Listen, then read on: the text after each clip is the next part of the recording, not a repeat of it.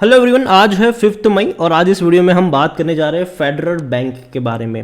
देखिए, federal bank का share 128 रुपये के आसपास ट्रेड कर रहा है। 8% की बड़ी गिरावट आई है। आज इनके क्वार्टरली रिजल्ट्स भी सामने आए थे और नतीजे उतने भी खराब नहीं थे जितनी बड़ी यहाँ पर गिरावट देखने को मिल रही है। वीडियो में बातचीत करेंगे फेडरल बैंक के बारे में कि भैया यहाँ पर आखिर चल क्या रहा है, खरीदारी के मौके है भी कि नहीं, और जो गिर रहा है शेयर वहाँ पर सपोर्ट कहाँ पर बन रहा है या बन भी रहा है कि नहीं। वीडियो को शुरू करूँ उससे पहले अगर आपने अभी तक चैनल को सब्सक्राइब नहीं किया है तो प्लीज़ अभी इसे सब्सक्राइब कर लीजिए, क्योंकि आगे भी बहुत सारे वीडियोस हैं जो आपको काफ़ी ज़्यादा हेल्प करेंगे। तो 128 रुपये का शेयर है फेडरल बैंक। 8% की गिरावट एक महीने में अगर आप देखोगे तो जहाँ था वहीं पर आ गया। देखो, अच्छी रफ्तार पकड़ी थी, नतीजे से पहले भाग रहा था, ये बेहतर तेज़ी थी। 140 तक गया था ये, एक झटके में सारी तेज़ी हवा हो गई। अगर बात करें यहाँ पर एक साल की तो कई बार ऐसा हुआ है कि शेयर 140 रुपये तक गया लेकिन वापस गिर गया और वापस ये पहुँचा था 125 से 130 की रेंज में। वापस तेज़ी दिखाकर 140 के करीब पहुँचा, वापस गिरा, वापस तेज़ी, वापस गिरावट, वापस तेज़ी, वापस गिरावट। तो पहली चीज़ तो ये कि जब भी ये 125 रुपये के आसपास आए, यहाँ पर डेफिनेटली एक सपोर्ट बना है, तेज़ी आई है 120 से 125 रुपये के रेंज में। एक इनिशियल सपोर्ट वहाँ पर है। सेकंड सपोर्ट जो है वो 115-110 रुपये के आसपास बन रहा है। अगर वहाँ पर जाएगा तो और एक सेकंड सपोर्ट जो है वो वहाँ पर देखने को मिल रहा है। फेडरल बैंक 5 साल की अगर हम बात करें तो 42% का जंप आया है। देखो, ये ना जब मूव करता है तो अच्छा मूव करता है, जब नहीं करता है तो लंबे समय तक ये अटका रहता है एक ही रेंज के आसपास। अब देखिए, 2020 के बाद अच्छी तेज़ी बनी थी यहाँ पर, लेकिन नवंबर 2022 से लेकर अब तक अगर हम देखें तो कोई खास बड़ा मूव इसने दिखाया नहीं है। ना ही बड़ी तेज़ी है, ना ही बड़ी गिरावट है। सेम चीज़ आप अगर इसका मैक्सिमम ग्राफ भी देखोगे तो ये पता चलेगा कि बहुत लंबा टाइम ये लेता है। किसी एक रेंज में जब अटकता है तो बहुत लंबे टाइम के लिए अटका रहता है। फेडरल बैंक के नतीजे के बारे में अगर हम बात करने जाएँ तो इनका जो नेट प्रॉफिट है 67% का जंप आया है। डिविडेंड भी अनाउंस किया है। तकरीबन 950 करोड़ के आसपास का मुनाफा इन्होंने कमाया है, जो पिछले क्वार्टर के पिछले साल के इसी क्वार्टर के मुकाबले 62% ज़्यादा है। बड़ी बात है ये। रेवेन्यू भी अगर आप देखोगे तो 5,780 करोड़ के आसपास के है, जिसमें कह सकते हैं कि तकरीबन 39% का जंप आया है यहाँ पर। अच्छी बात है ये भी। और दूसरी बात यहाँ पर यह है कि डिविडेंड 1 रुपये का पे किया है इसने। 1 रुपये पर शेयर का डिविडेंड भी अनाउंस किया है।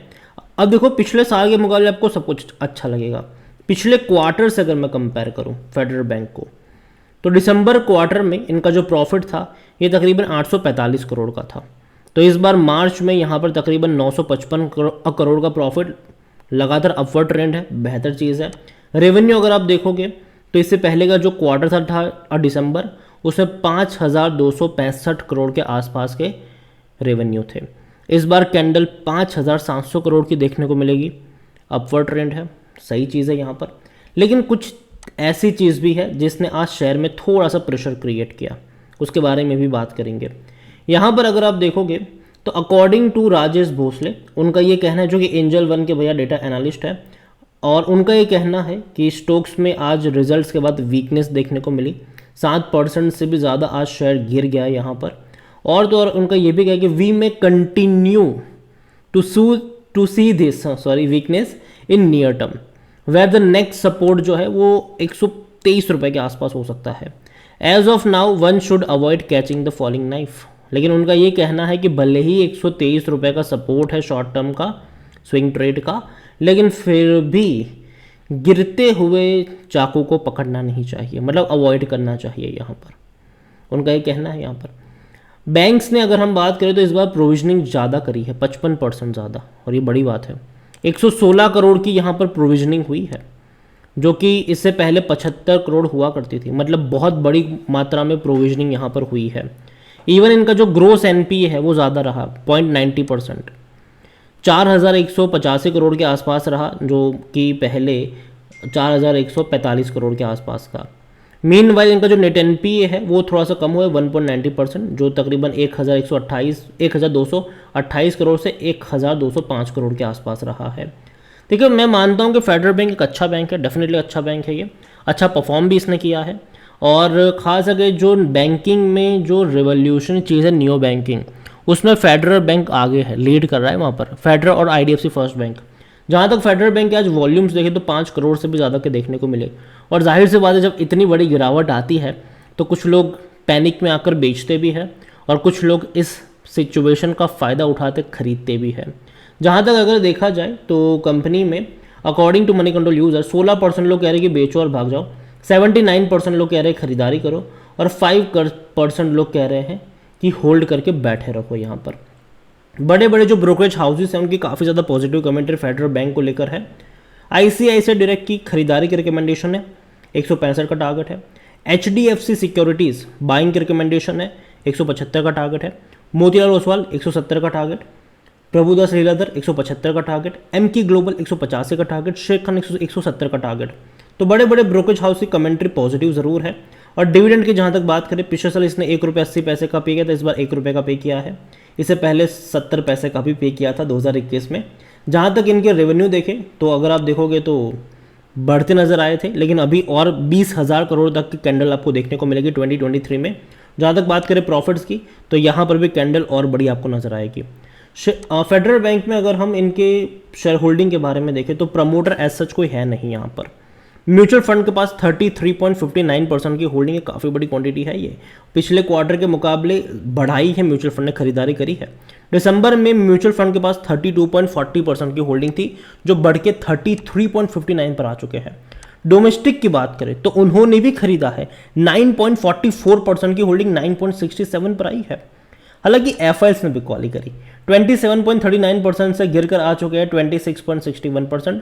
रिटेल और अदर की अगर हम बात करें तो ऑलमोस्ट सेम है, 30.76 से कम हुई है 30.12, जिनमें से रिटेल इन्वेस्टर 14.42% की होल्डिंग लेकर बैठे हुए हैं। अगर हम बात करें जो इसकी पी रेशियो की मैं बात करूं तो जो पी रेशियो है वो 10 का है, सेक्टर पी 20 का है, सस्ता है अभी भी।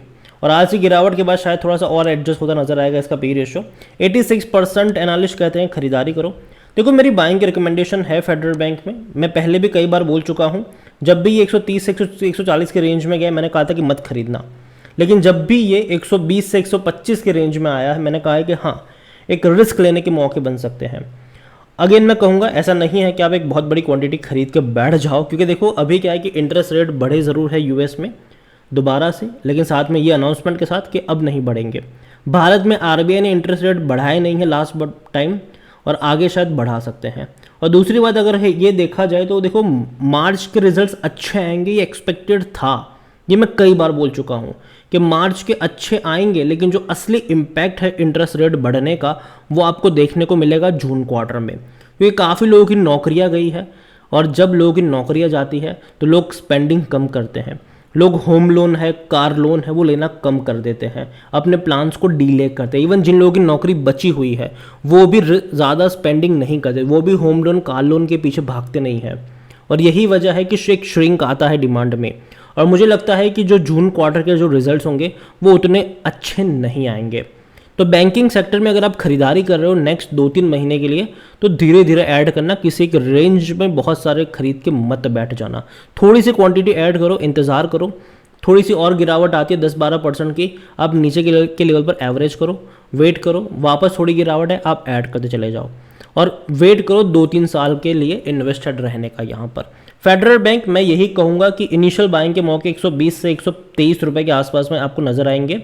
बाद में अगर वहाँ से और 10-12% करेक्ट होता है, शायद टूटता है, तो नीचे के लेवल पर आप थोड़ी सी और क्वांटिटी ऐड कर सकते हो लॉन्ग टर्म के लिए, शॉर्ट टर्म के लिए नहीं। शॉर्ट टर्म में मुझे लगता है कि अभी भी जो इसका ग्राफ है ना वो बिल्कुल ऐसे ही रहेगा, कोई बहुत ज़्यादा मूवमेंट नहीं दिखाएगा। अगर आप शॉर्ट टर्म के निवेशक हो भाग जाओ यहाँ से, अवॉइड करो, लेकिन अगर आप लॉन्ग टर्म के निवेशक हो गिरावट में मौके ज़रूर बनेंगे यहाँ पर।